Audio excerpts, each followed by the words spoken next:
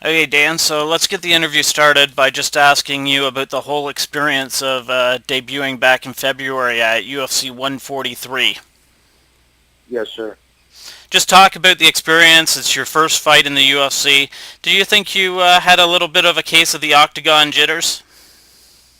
Yeah, maybe so. I had taken the fight on short notice. I only had 2 weeks, notice on that fight. And the night prior, I didn't get enough sleep. I was very underslept. A lot of things weren't where they were supposed to be. I felt like my corner man hadn't had things preparated as well as they should have been. I hadn't got as much sleep as I would have liked to have. I was underslept, and I really didn't feel like myself out there. And everything just came so quick, and you know what I mean. I didn't really get to fight the fight that I wanted to fight, and you know, that's about that. Talk about the fight with Wonderboy. Just talk the fans through the fight.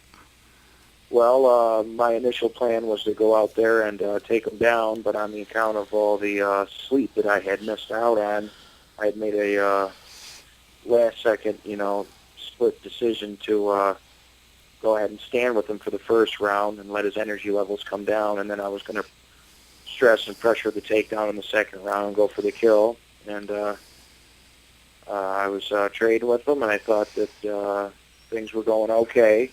Nothing had really, outside of the kick that he got me with in the head that rang my bell and knocked me out, there wasn't anything that really had hurt me. Nothing really, there wasn't a shot that was really hard or anything that I wasn't able to absorb outside of the finishing blow that he had hit me with. And, I heard his corner man call out 10 seconds left, and, that was the last thing I heard.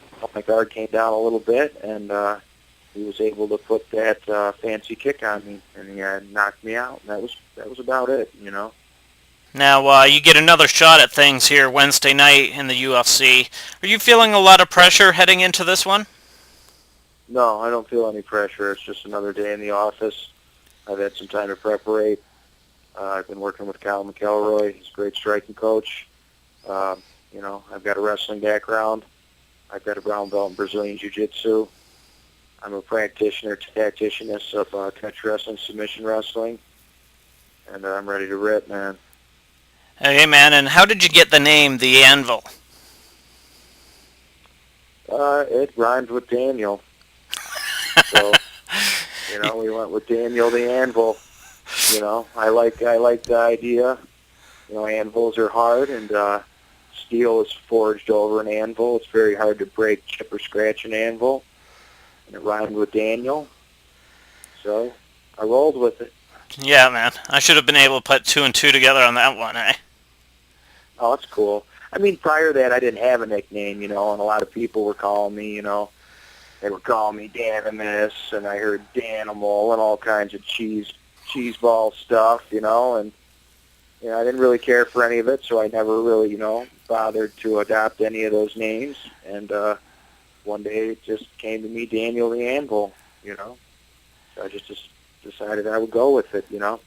So for your last fight, you had a bit of issues with the corner man not being organized, having his shit together. Who will be in your corner this time? Izzy Style Wrestling, Izzy Martinez, and Kyle McElroy. And I'm confident in them, and I feel comfortable, and, so far everything's been nice and smooth, and I'm ready to go. We're just a few hours away here from the weigh-ins. How much more will you have to Absolutely. drop? Oh, I'm almost there. Just not much at all. A couple pounds. By the time I wake up, I'll be nearly there. A little jog on the treadmill. We'll get right to it. Then I'm going to hit the steakhouse, get some pasta in me, some proteins, some Pedialyte, all that good stuff, and sit around for a little while and do it again.